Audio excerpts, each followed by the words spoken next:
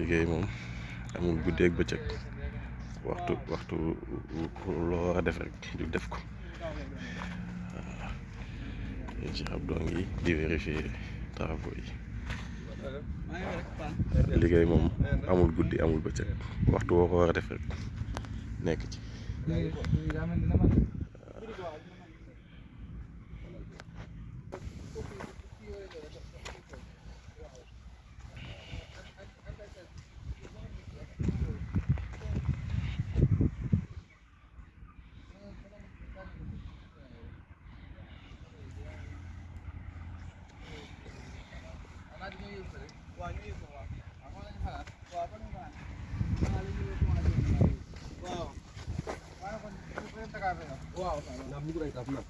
kon naat yéen